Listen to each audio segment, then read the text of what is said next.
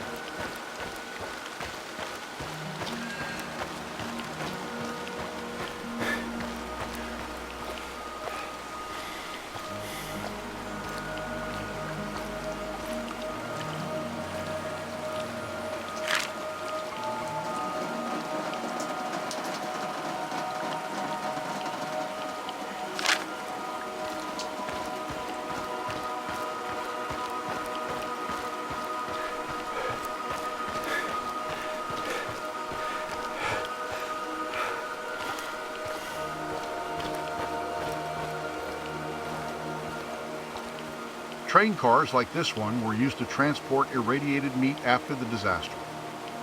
During the liquidation of the Chernobyl site, all livestock and wild animals within the exclusion zone were culled to prevent the spread of radioactive meat. When irradiated meat appeared in Moscow stores, the Soviet health minister raised the alarm and halted sales of meat from the exclusion zone. However, the Moscow party bosses ensured their own supply was safe to eat. In the Soviet Union of 1986, meat was still not accessible or affordable for common folk. Beef was especially scarce. The idea of throwing away thousands of tons of expensive food was something party bosses disliked.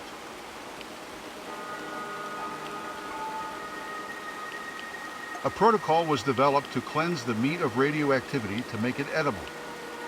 Processing plants were instructed to soak the meat in chemically treated water, then check radioactivity levels. It didn't help that the plants had to expedite the process due to the huge surplus of meat. This resulted in inaccurate assessments of radioactivity and the mixing of safe and highly irradiated meat.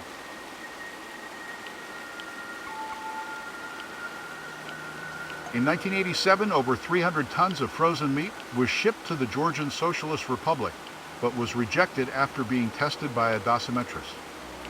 The meat was then loaded on a train and caused fear and panic wherever it traveled. The local authorities in EN+Ru asked for the meat to be buried, but their request was rejected. The train was then sent to the Ukrainian village of Polotsk, pasted with warning signs and locked up. The radioactive meat remained there until the generator for the refrigeration failed, and the local electricians refused to repair it. The issue was brought to the public's attention by reporters who took photos of the radioactive train. KGB agents eventually buried the meat in South Belarus in a concrete-lined pit.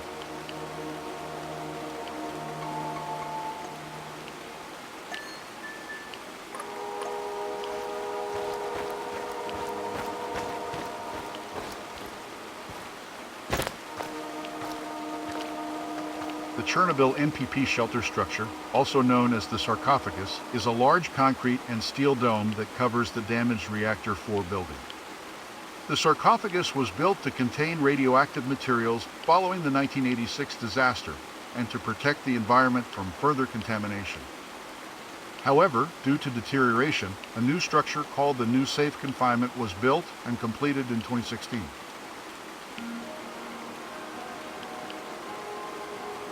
The sarcophagus contained 200 tons of radioactive corium, 30 tons of dangerously contaminated dust, and 16 tons of uranium and plutonium. The Russian name for the structure, Obyekt Ukryte, means covering. The design of the original sarcophagus started on May 20, 1986. Construction took 206 days and involved 8 stages, including clearing the area and laying concrete around Reactor 4. Erecting protective walls, covering the turbine hull, and installing a ventilation system. The construction used over 400,000 cubic meters of concrete and 7,300 tons of metal framework. It resulted in the enclosure of 740,000 cubic meters of heavily contaminated debris and soil. The New Safe Confinement, also known as the New Shelter or ORCA, is a structure erected in 2016 at the Chernobyl NPP. It also covers the temporary shelter sarcophagus that was built shortly after the disaster. The main objective of the New Safe Confinement is to protect the reactor from external elements, facilitate its decommission, and keep water from seeping in. It's a major project that forms part of the Shelter Implementation Plan, which is supported by the Chernobyl Shelter Fund. Its goal is to contain the radioactive remains for a minimum of 100 years and to dismantle the original sarcophagus that was hastily built by the liquidators. The structure was designed and constructed by the French consortium Novaca, along with Vinsai Construction Grants Projects and Bouygues Travaux Publics. Funding was sourced from the Chernobyl Shelter Fund, overseen by the European Bank for Reconstruction and Development, EBRD. 46 countries and organizations contributed to the fund, including the EBRD itself. The cost of the New Safe Confinement exceeded €2 billion.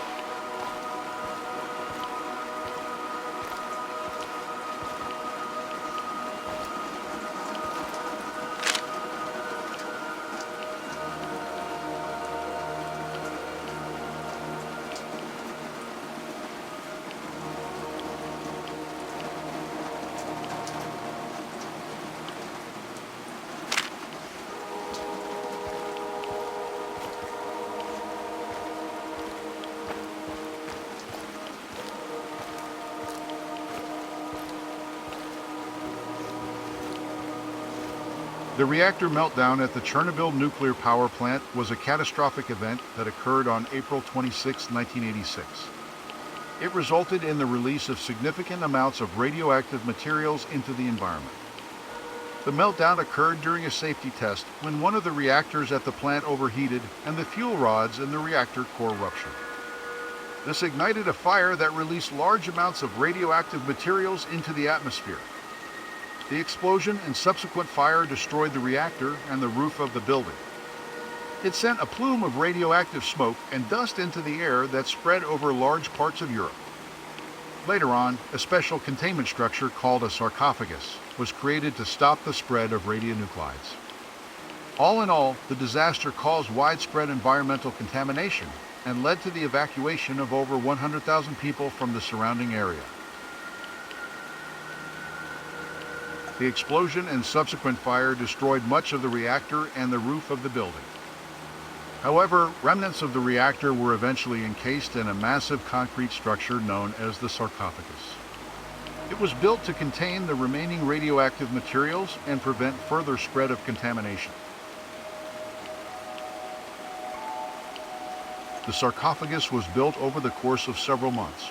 Over 600,000 workers were involved in the effort. In recent years, a new containment structure known as the New Safe Confinement, or ARCA, has been built over the sarcophagus. This new structure was needed to better contain and protect against the spread of radioactive materials. While the reactor itself was severely damaged and is no longer in operation, much of the radioactive material remains at the site. The Chernobyl disaster was caused by a combination of factors, including design flaws in the reactor, operator error, and an inadequate safety culture. However, several Soviet officials were charged with negligence, including Chief Engineer Anatoly Dyatlo. Several other individuals were also charged, including Shift Supervisor Boris Rogozhin and the head of the power plant, Viktor Bryukhanov.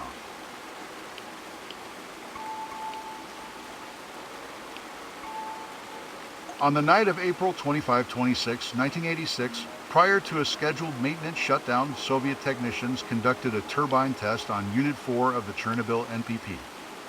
They mistakenly disabled the emergency cooling system and other important safety protocols to perform the test. A series of errors caused a buildup of steam, which led to the reactor overheating. At 1:23 a.m., two powerful explosions ruptured the steel and concrete lid and sent a fireball into the sky, releasing a large amount of radioactive material. The situation was made worse by the subsequent outbreak of several fires, including one inside the reactor core that lasted for 10 days. The Chernobyl disaster released a minimum of 100 times more radiation than the atomic bombs dropped on Hiroshima and Nagasaki.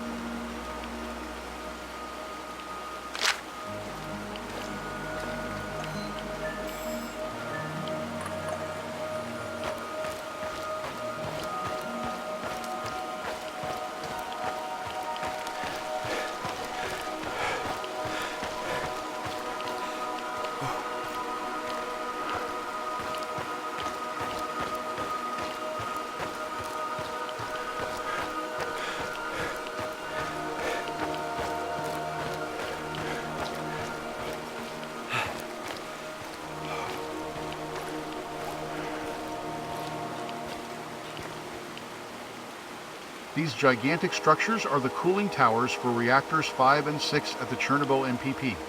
They were built as part of a planned expansion of the facility. Construction of these reactors began in the early 1980s, but was halted following the explosion and subsequent disaster at Reactor 4 in 1986. Cooling towers are commonly used in thermal and nuclear power plants to cool large amounts of water using atmospheric airflow. Water used to reduce heat generated by the nuclear reaction must be cooled to prevent the fuel from overheating and causing a meltdown. Coolant water is pumped through the reactor to a heat exchanger, where the heat is transferred to a separate water circuit flowing to the cooling tower. The hot water is sprayed into the tower and exposed to the air, which cools the water through evaporation. Cooled water is then reused in the heat exchanger, repeating the process, while warm air from the cooling tower is released into the atmosphere. The towers are 150 meters tall and 126 meters in diameter. They're made of reinforced concrete. Unit 5 and its tower were still under construction in 1986 when the disaster occurred, halting all work. Priorities later shifted to constructing the shelter for the destroyed Unit 4, and the new reactors and towers were abandoned. Nowadays, the Chernobyl towers and their artificial islands surrounded by a channel are a popular tourist attraction. On the 30th anniversary of the disaster, an Australian artist painted a mural inside the 110-meter tower, using a 1986 photograph by photojournalist Igor Costa.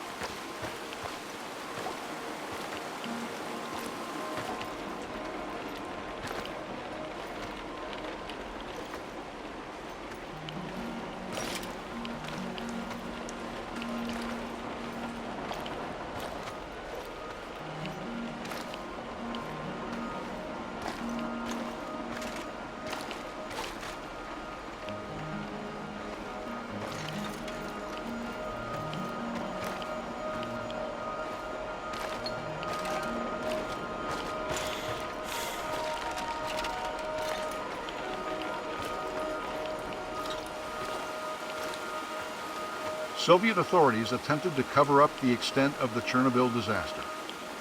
The Soviet government downplayed the severity of the incident and initially reported only 2 deaths and a few more injured.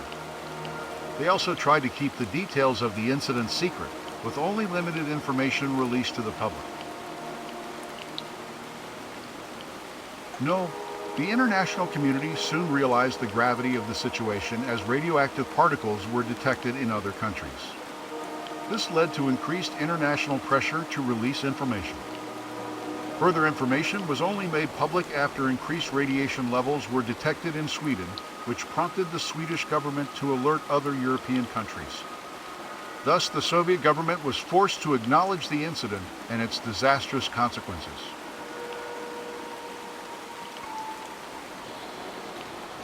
Despite the risks, many people in the region, including plant workers, firefighters, liquidators, and doctors, chose to speak out. They revealed the severity of the disaster and the inadequate response of Soviet authorities. This helped spark greater international attention and support which ultimately led to a more effective response and better aid.